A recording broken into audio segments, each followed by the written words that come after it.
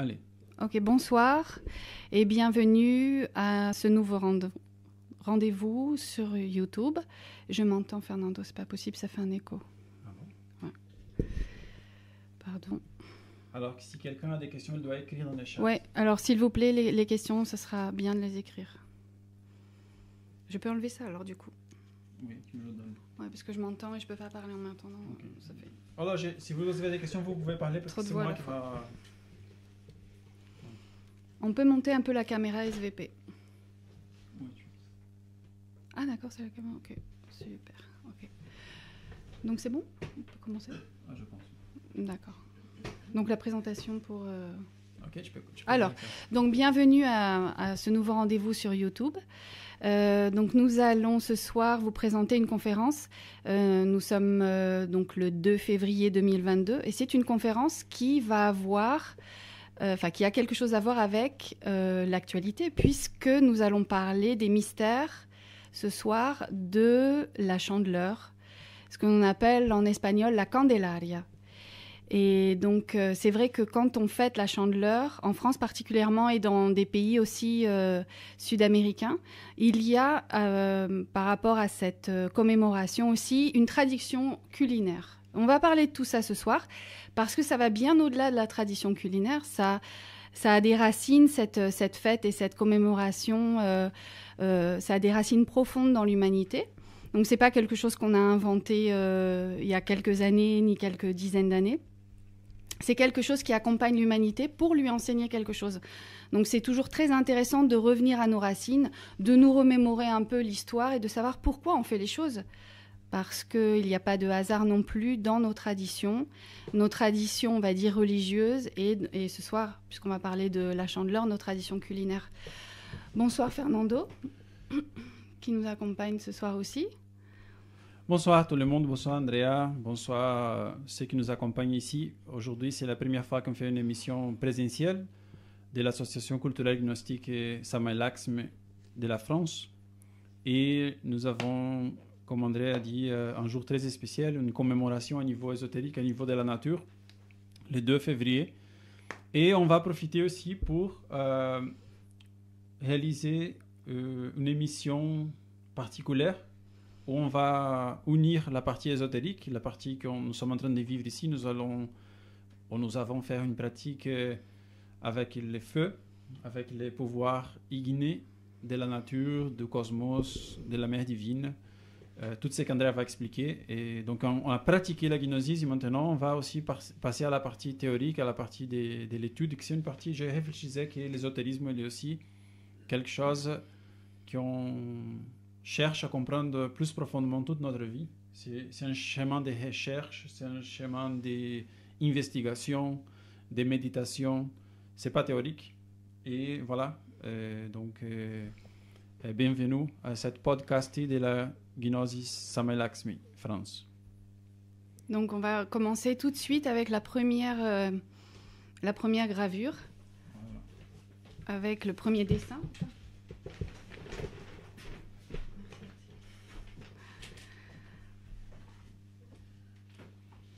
Pour illustrer donc la conférence de ce soir, c'est pas celle-ci, hein, c'est...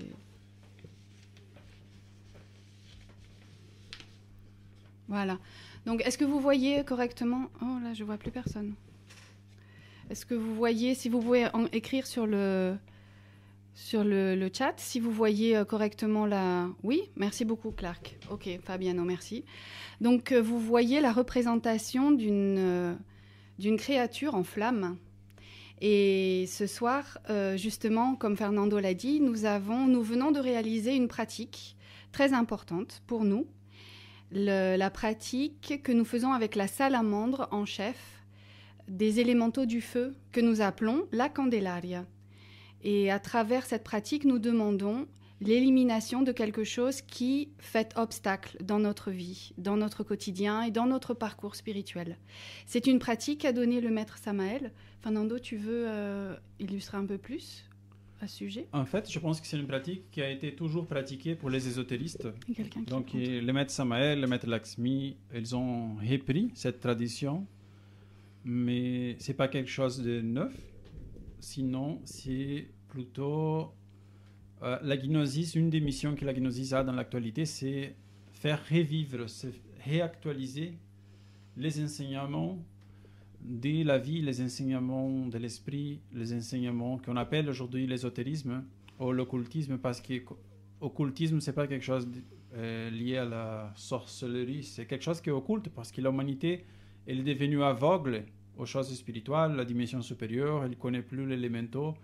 Normalement, ce sont devenus des mystères. C'est un mot aussi que ça veut dire quelque chose qui est caché, qui est passé au-delà de la vision matérielle. Donc, ce que le maître Samael, le maître Laxmi ont fait, c'est apporter ça à notre vie quotidienne encore une fois.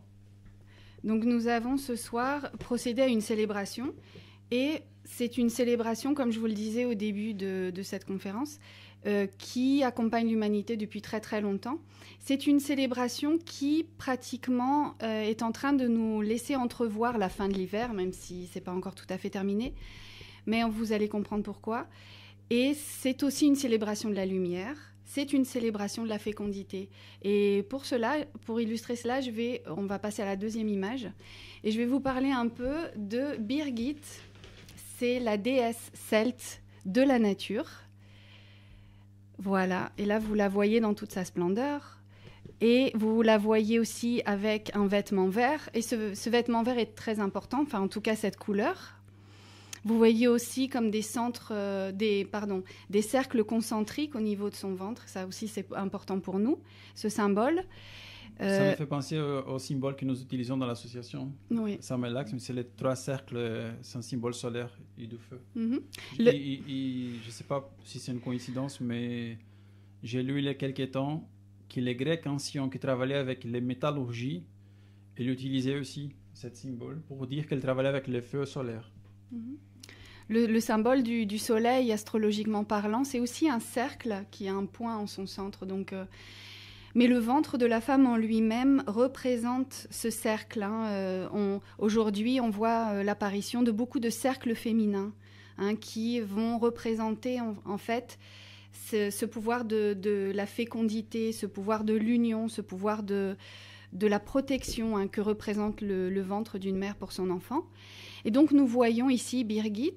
Je pense qu'en français, on l'appelle Brigantia ou enfin quelque chose dans le genre. Et là, nous la voyons face au feu.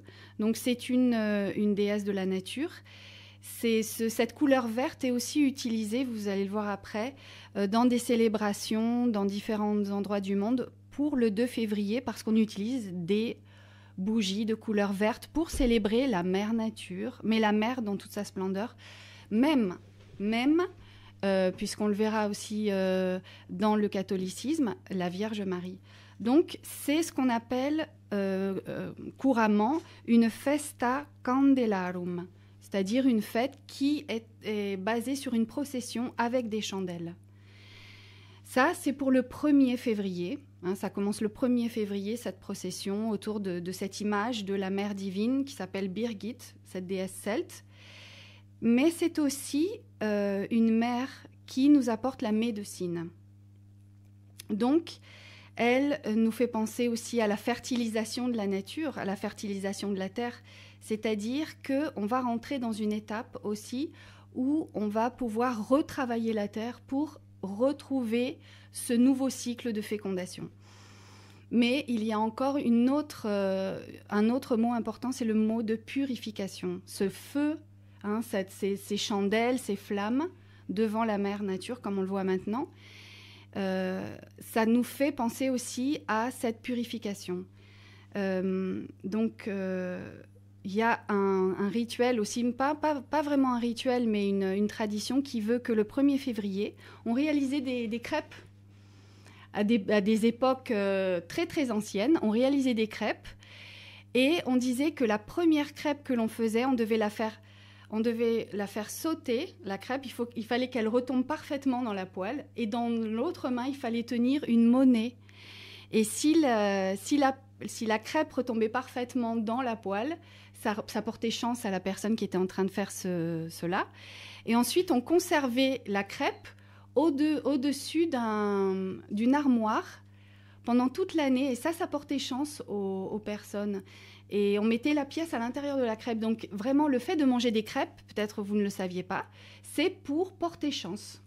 Mais pas seulement, on va voir pourquoi. Hein. C'est pour porter chance. Donc, parce qu'il est bon, s'il est bien fait. Parce que la crêpe est bonne si elle est bien faite. D'accord. Donc, mais on va passer à l'autre image. Donc, vous voyez ici la bougie verte, hein, le symbole du feu, le symbole de la purification. On va continuer. Et aussi le symbole de la nature pour cette couleur. On va changer. Dommage que je ne savais pas, je viens de faire 160 crêpes aujourd'hui. Oh non, Ben voilà, tu le sais. Fabien, maintenant, mais 160. c'est merveilleux. Oh, j'ai 160 crêpes aujourd'hui. Pas mal. Alors, maintenant, vous voyez l'image qui suit, c'est l'image du carnaval. Pourquoi ? Parce que justement, en février, il y a d'autres fêtes qui se conjuguent à celle de cette cérémonie autour de la nature, autour de la fécondation. C'est le carnaval qui commence le 11 février cette année, hein, qui va commencer le 11 février. Et curieusement, si on remonte quelques mois auparavant, en 2021, aussi un 11, mais ça c'était le 11 novembre. Le 11 novembre, à Cologne, en Allemagne, on fêtait le premier jour du carnaval, mais en fait un premier jour symbolique, parce que le carnaval va effectivement avoir lieu en février. C'est qu'on pré, une espèce Mais de... voilà. Comment on appelle ça? C'est une espèce de... Un pré-carnaval. Ouais. Voilà. Et alors, c'est intéressant parce que là, je vais vous parler de la nature à nouveau. Le 11 novembre, c'est aussi la fête de l'ours. C'est-à-dire l'ours, la femelle qui va entrer dans la caverne, qui va donner naissance à ses bébés et qui va sortir à nouveau au mois de février. C'est-à-dire, il y a une corrélation entre... En fait, il y a un lien entre la fête du 11 novembre, qui est la fête aussi de Saint-Martin. C'est encore une fête des Lumières. C'est encore une fête autour, c'est encore une fête chrétienne, mais aussi une fête païenne, où on voit des enfants en Allemagne avec des lanternes dans la rue qui demandent... Je crois qu'il y a une image là. Ah ben ça c'est l'ours avec son petit. On va voir l'image. Et ça c'est Saint-Martin et les enfants qui chantent pendant le 11 novembre, à cette fête de la lanterne. Alors j'ai une question là. L'ours qui est en train de sortir... C'est en février. C'est en février. C'est comme la marmotte du film. Exactement. Okay. En fait le mois de février, il est caractérisé par la présence de deux animaux, c'est-à-dire qui vont nous annoncer si le climat va être clément ou pas. C'est-à-dire si l'ours et la marmotte retournent dans leur trou, dans leur grotte, ce jour-là, ça veut dire que l'hiver va continuer. Ah. Si elles sortent, elles se sentent bien, etc., ça veut dire que l'hiver est presque terminé. Ça me rappelle notre voisine, il y a des tortues. Ouais. Elle disait ça l'autre jour, non? Que les tortues savent quand l'hiver est fini parce qu'il sort de son trou. Là, de sa cachette. Exactement. Et donc c'est encore, mais là, dans le sens de Saint-Martin en novembre, les petites lanternes des enfants dans les rues et cette chanson, c'est plutôt pour justement avoir cette petite lanterne avec nous, cette petite présence de la lumière, mais on sait qu'on va traverser un long hiver. Quand on arrive en février et qu'on va à nouveau avoir une commémoration pour la lumière va être beaucoup plus intense. C'est le retour de la lumière. 11 novembre, c'est quand même pratiquement comme une lumière plus occulte, plus petite. Et le 2 février, c'est la lumière revient, le soleil revient vers nous. C'est très intéressant que pour les Allemands, les mois de l'année les plus tristes, ils disent que c'est novembre, justement. Je ne sais pas si ça passe aussi en Italie et d'autres pays en France, mais comme l'hiver est fort, novembre, il n'y a rien, c'est que le froid. En décembre, ils ont déjà la fête de Noël. Ça donne un peu de joie. Et après, vient déjà l'idée que l'hiver va passer. Donc, c'est janvier, février. Donc, c'est comme si on entrait... C'est comme si on entrait le 11 novembre dans une étape d'obscurité et on en ressort le 2 février. C'est pour vous montrer un peu ce cheminement. Et c'est marrant parce que justement, la nature nous accompagne. Même les animaux nous le montrent. Ils ont eux-mêmes une cérémonie ou un truc. Je sors un peu le museau et si ça ne va pas, je rentre à nouveau. Ouais. Donc, on va passer à l'autre... photo. Ça, c'est les enfants qui chantent en Allemagne avec leurs petites lanternes. C'est joli parce que si on écoute les paroles de la chanson, ils disent Ils disent qu'il y a des étoiles dans le ciel qui vont les aider à voir dans toute cette obscurité. Et ils demandent qu'un pouvoir allume la lumière de leur lanterne. Mais s'il vous plaît, ne brûlez pas ma lanterne. C'est très joli. C'est très beau. Cette petite lumière qui doit être vivante en attendant le moment du retour de la lumière solaire. Du soleil. Exactement. Donc, on continue. Et là, on arrive justement, qu'est-ce qu'on fête le 2 février ? On fête la Vierge Noire. Et à Tenerife, par exemple, et dans d'autres endroits du monde, on va fêter une Vierge qui a la peau noire, son enfant aussi. Alors, il y a beaucoup de personnes qui vont dire oui, mais c'est parce que ces vierges étaient faites dans un métal qui s'oxyde.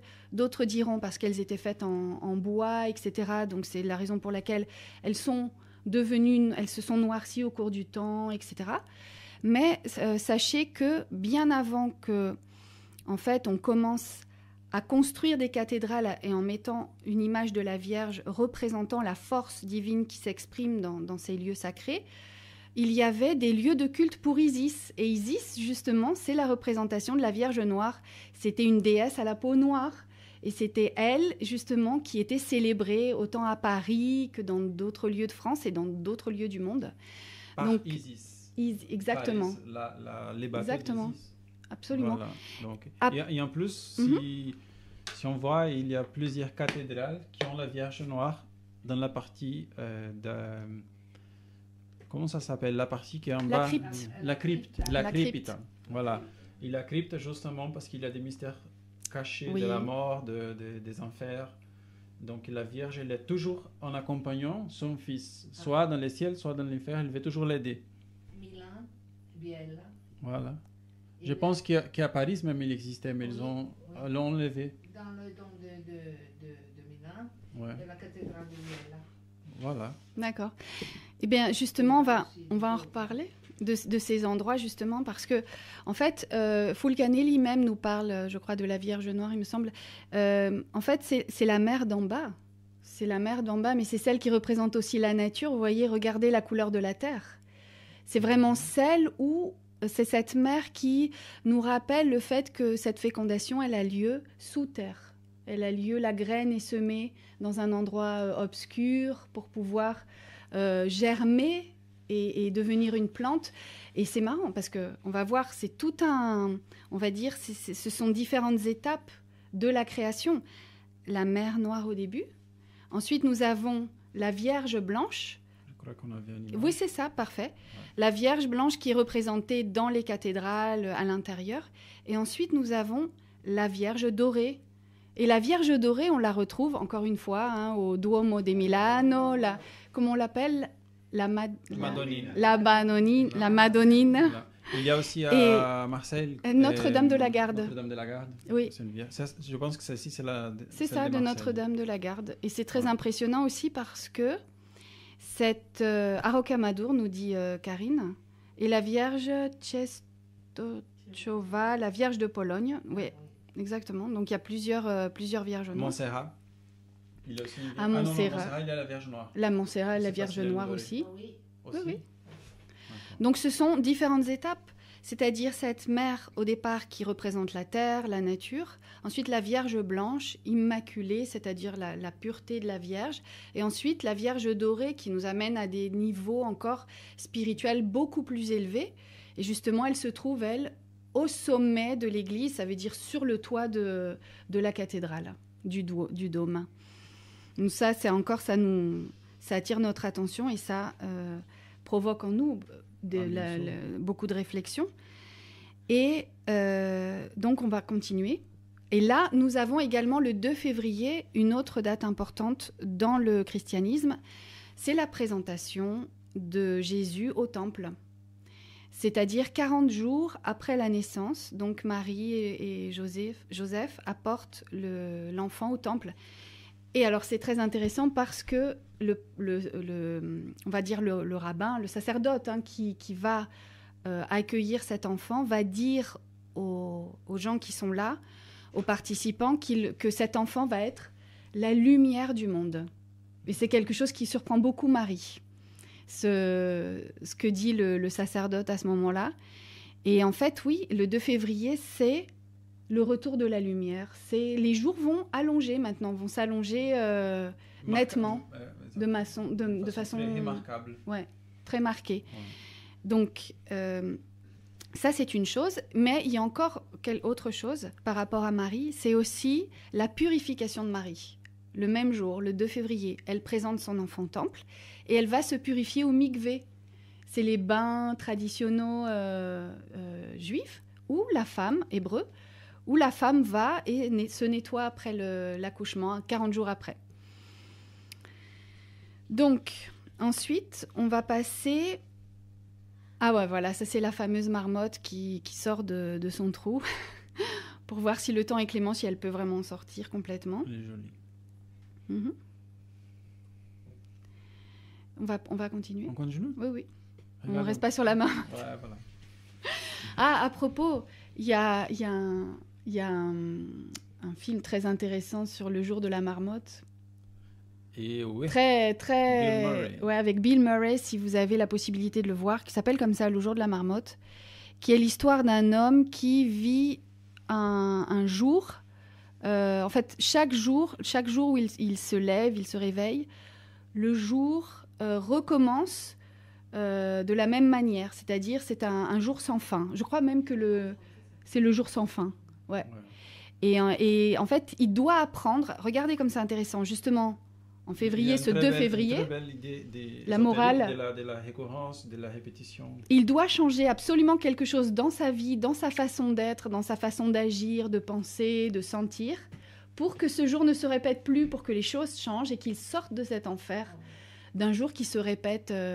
Et en fait, il essaye de changer au début, mais de manière incorrecte. Et en fait, ça se complique de plus en plus jusqu'à ce qu'il comprenne qu'il élimine quelque chose en lui, qu'il se purifie. On retrouve cette idée de purification du 2 février. Maintenant, on va voir donc... je voulais juste vous dire que le 2 février, on fête la théophanie, c'est-à-dire l'apparition de la divinité. C'est ça que disait le sacerdote à Marie. Il disait que le Christ, enfin Jésus, allait être la lumière du monde. C'est vraiment accueillir la divinité. Et donc, nous, en France, nous mangeons des crêpes. Crêpe. Nous mangeons des crêpes. La crêpe. Alors... Sinon, j'arrive plus à mettre... Ah, voilà. Et la crêpe... Non, la salamandre, c'était la première. Non, ça, c'était les lions verts. Attends, on va pas... S'il vous plaît. plaît. On reste avec la crêpe. S'il vous plaît, ouais, un peu de concentration. Donc, alors, à quoi ça ressemble? Quelqu'un peut me répondre sur le chat? Ça vous fait penser à quoi une crêpe? Vous pouvez participer ici. Ouais, s'il vous plaît. Hein? Ah, le Fabiano, c'est parfait. Quelqu'un dit les pains. Ici, quelqu'un dit le pain. C'est parfait, Fabiano. Quelqu'un veut dire quelque chose ici? Ça vous fait penser à quoi? Le soleil, c'est parfait, Josiane. Soleil. Exactement. Une pièce, c'est parti. Une pièce. Matérialistiquement. Mais c'est ça. En fait, regardez, même ce qu'on mange ce jour-là, ça a la forme du soleil. C'est le Fabien, soleil qu'est-ce qui qu'il a revient. dit? Karine aussi, Fabiano, et les deux, on dit le soleil. Oui. Exactement. Et ça, c'est intéressant. Imaginez un peu, et qu'est-ce qu'on fait, nous, du soleil? Qu'est-ce qu'on en Le fait? businessman dit une monnaie. Ah. Le cuisinier, Fabien, le cuisinier, il a dit le soleil. Et qu'est-ce qu'on fait de ce soleil? Répondez, s'il vous plaît, dans le chat. Qu'est-ce qu'on fait de ce soleil? On le regarde, on le cuisine, et puis... On fait quoi? Oui, mais qu'est-ce qu'on en fait? On mange, très bien. On le mange, on s'en nourrit, on le mange, exactement. Voilà, ici, la plupart dit on le mange. On le On mange. se nourrit. Exactement, c'est un aliment. Eh bien, on va passer à la photo suivante. Et là, ça va nous ramener à l'alchimie. Pourquoi on mange le soleil? Pourquoi c'est important de manger le soleil? Parce que c'est un processus alchimique. Alors, comme on a parlé au début que le 2 février, c'est une fête de la lumière, de la purification.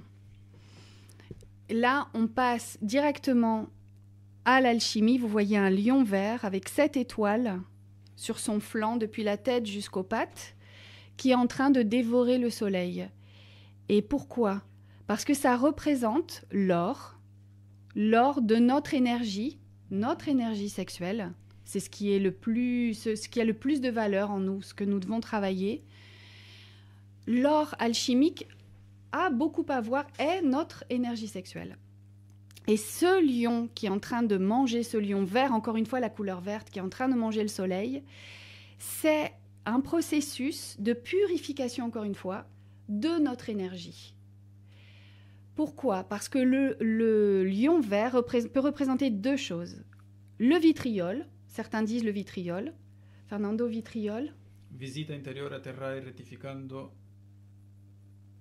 in Venus occulta in lapide, algo así. Quelque chose comme ça. Donc ça veut dire visite l'intérieur de la terre et en rectifiant. Los italianos tienen que saber latin. Et en rectifiant, il faut rectifier quelque chose, il faut purifier la pierre, lapidem. C'est le dernier mot de vitriol. Occulto lapidem. Ouais. C'est une pierre occulte. C'est-à-dire, on va à travers ce processus du vitriol. Fernando, ça me plairait que tu aies exactement la phrase, oui. On doit rentrer dans cette terre, encore une fois, ce symbole de la mer noire, la Vierge noire qui est la terre. On doit y rentrer, on doit faire un processus de rectification et on trouvera la pierre occulte. Et la pierre occulte, c'est encore une fois la pierre philosophale. Alors, attention, hein.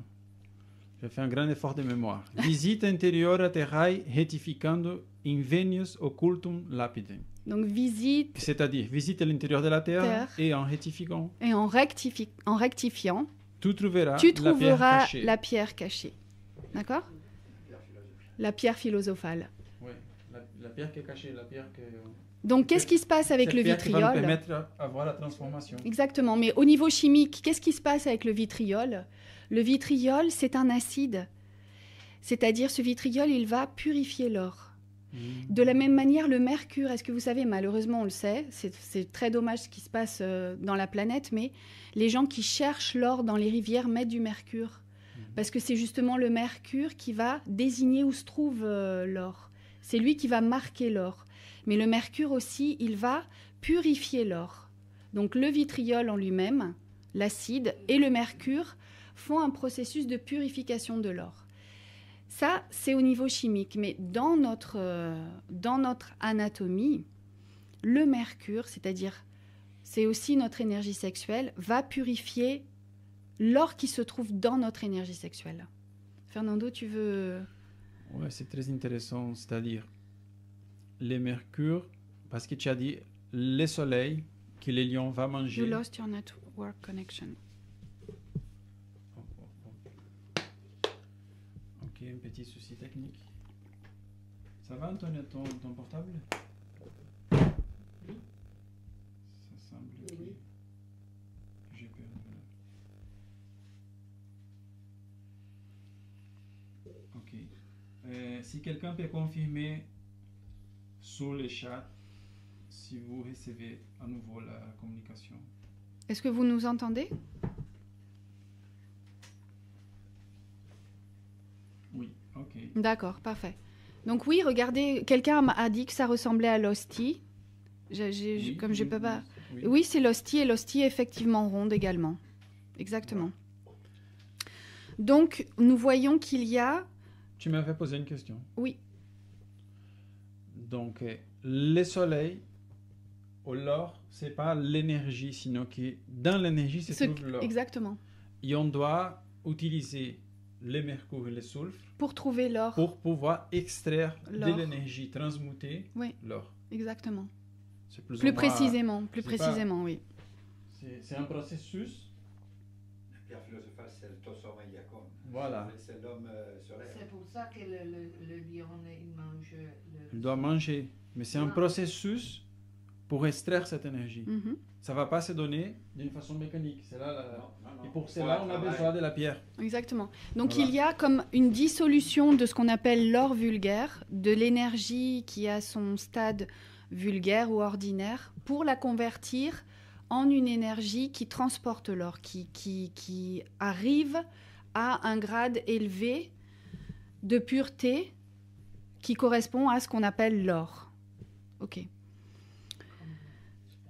Et tout ça, nous l'avons expliqué dans un cours 19. Enfin, pas tout ça, mais en fait, c'était aussi une introduction que nous avons fait à ce travail alchimique dans le cours 19. Oui, pour ceux qui ont participé au cours Oui, de Gnosis, ils ont, je pense, beaucoup plus compris. Si quelqu'un ne connaît pas encore, c'est le moment de vous inviter à participer, à souscrire dans notre canal. Comme ça, vous allez avoir les informations quand on va commencer un nouvel cours de Gnosis pour pouvoir approfondir dans la science de la transmutation.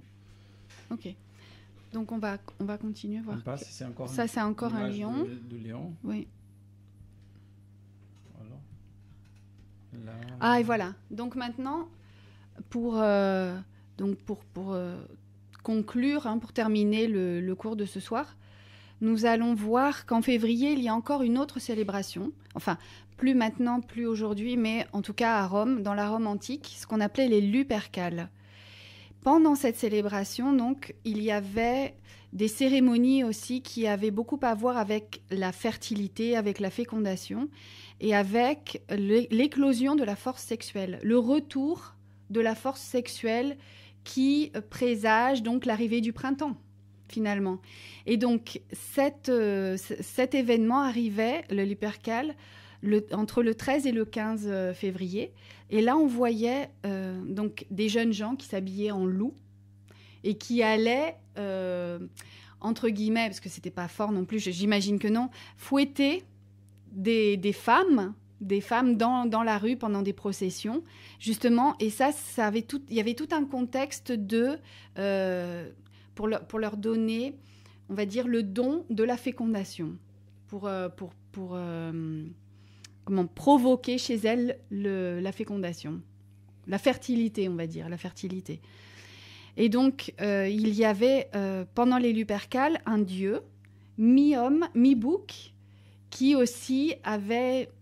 était représenté, qui prenait part à la cérémonie. Et même, il y avait aussi, à un moment donné, le sacrifice du bouc. C'est-à-dire qu'il y avait un bouc qui était sacrifié pendant cette période. Et là, ça nous amène... et là, je vais demander à Fernando de nous expliquer un peu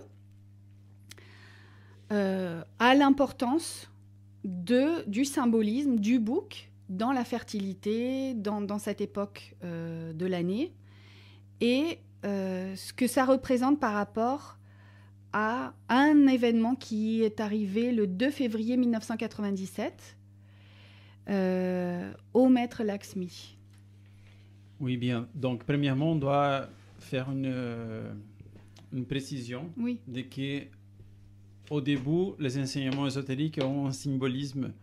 Donc, les boucs symbolisent une force sexuelle qu'on doit la transformer pour adquirir, pour arriver ou parvenir à un niveau spirituel plus élevé, plus subtil, libéré de ceux qui nous esclavisent au monde enfer.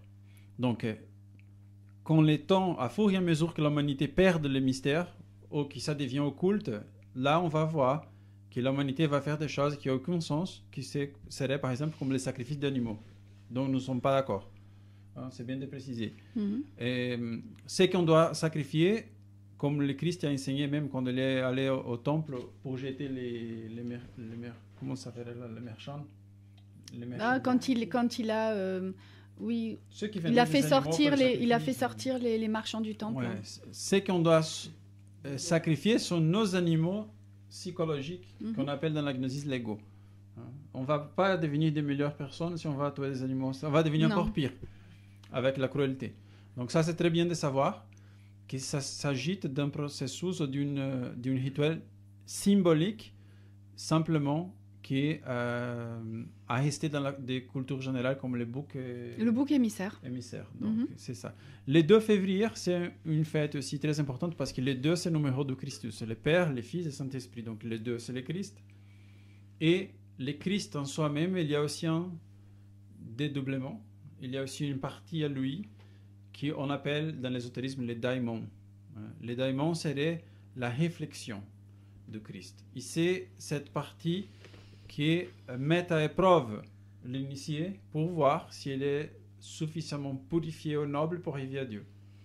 Donc, on ne peut pas beaucoup parler de ça parce que ce sont vraiment des mystères qui ne sont pas donnés à parler dans une cours de YouTube ou par Internet. Mais on pourrait dire que les 2 février cachent en soi-même, même à niveau kabbalistique de numéro, plusieurs mystères. Il y avait par exemple un autre moment on va dire, de l'histoire des religions où le bouc émissaire apparaît. C'est au moment où Aaron, on lui propose justement de sacrifier aussi des boucs en représentation des péchés du peuple d'Israël. Et donc il y a un des boucs qui doit aller, qui aura le destin d'être sacrifié pour une divinité, et un autre qui doit être présenté à un démon. Et donc il va être abandonné comme ça, et il devra être abandonné à ce démon. Et donc c'est l'idée aussi, encore une fois, de cette purification des fautes et des péchés.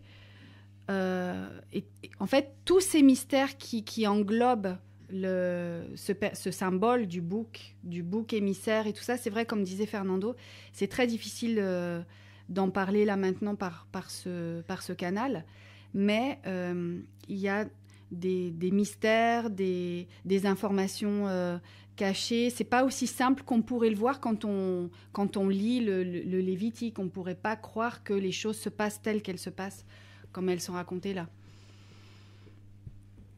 Nous sommes arrivés à la fin. Oui, nous sommes arrivés à la fin de la conférence. D'accord. Donc peut-être il y a des questions. Oui, si vous avez des questions. De ceux qui sont en train de participer par Internet et de ceux qui sont présents ici, avec plaisir, on pourra le répondre, si on sait la réponse. Comment la gnose explique la fête de carnaval? Car j'ai beaucoup entendu parler de la Festa da Carne. On va faire une conférence. Oui. On a déjà fait à Cologne. Chaque pays a sa... Par exemple, au Brésil, c'est Rio. En France, je pense que c'est Nice, la ville de carnaval. Ou à Marseille. Oui. Non, Nice, c'est très, très, très connu. Menton, mais c'est un autre carnaval. Venezia. Et Viareggio. Ok, Viareggio, c'est où? Toscane. Toscane, ok. En Allemagne, c'est Cologne. Donc, on a vécu là et on a fait une conférence sur le carnaval. C'est très intéressant, je pense, parce que le carnaval, c'est une espèce d'antithèse de la Semaine Sainte, de la Pâque. Donc, mais il y a aussi beaucoup de choses qui se cristallisent comme un symbole de cette antithèse pour étudier. C'est comme on dit, la Semaine Sainte, c'est une semaine qui synthétise le processus d'une personne qui devient maître, qu'on commence avec les passions, la souffrance, l'élimination de l'ego, la mort de l'ego, la résurrection. D'accord? C'est le processus de chaque personne. Nous allons devoir tout vivre 7 jours de la création du monde, de notre monde. Et le carnaval, c'est l'antithèse. Donc, on peut voir les problèmes de l'humanité reflétés dans une fête. Parce que la psychologie de l'humanité se cristallise dans une fête de carnaval. Ils mettent les masques pour se cacher. Par exemple, la masque, c'est un symbole de la fausse personnalité. Et c'est comment on dit, un attentat. Un attentat? Un attentat contre la mère divine qui veut s'exprimer à travers de notre visage, de nos expressions. Donc, que dire de cette humanité aujourd'hui? Bon. Donc, il y a quand même... Simplement pour vous dire que cette journée du 2 février est riche en événements, est riche en enseignements. J'espère qu'on a pu, on va dire... vous faire partager certaines connaissances et vous avoir transmis peut-être des détails, des informations que vous ne possédiez pas. C'est des questions? Je ne vois pas de questions, non. Donc, s'il n'y a pas de questions... J'ai une question particulière. Patrick Chabani. Allez. Il n'est pas écrit? Non. Ok. Pas pour l'instant. Au moins, on savait déjà. Mais il n'a qu'une question particulière. Il n'a pas écrit la question. Ok. Bonsoir. Bonsoir. Oui, c'est une question particulière, mais c'est une question majeure. Oui. Peut-être ce serait mieux de l'écrire parce qu'on ne vous entend pas. Ah, ok. J'écris alors. Oui, c'est mieux, oui. Ok, on va attendre quelques secondes si vous avez des questions.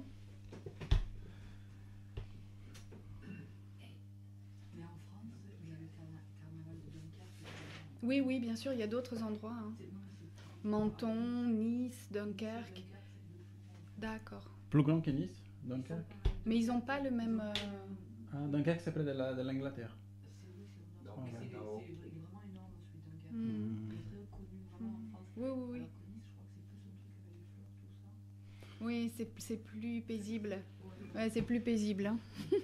Oui, il y a aussi à Bordighera, en Italie, en Liguria, ils font les chariots Oui. avec toutes les fleurs. Ça, Mhm. c'est bien. D'accord. Oui. Mais toujours avec les caricatures. Les caricatures. Les caricatures Mhm. des politiques comme ça. Bon, s'il n'a pas écrit, on va le laisser pour une autre fois. Je suis en voyage, mais quelqu'un veut voler ma parcelle. J'ai besoin d'un rituel. Oh. Oh non, ça n'a rien à voir Non, avec le thème. ça n'a rien à voir avec le thème, Patrick. Après, ouais. Bon, on vous remercie beaucoup de votre participation à tous, ceux qui sont présents et ceux qui sont en train de participer par Internet. Mhm. Et on vous invite à liker nos vidéos si vous avez aimé, Mhm. bien sûr. Partager, se souscrire dans le canal, comme ça vous êtes au courant des nouvelles activités. Et on vous souhaite une très belle fin de soirée. Très belle fin de soirée. Et une belle chandeleur. Ouais. Une belle chandeleur. À la prochaine. Oui. Au revoir.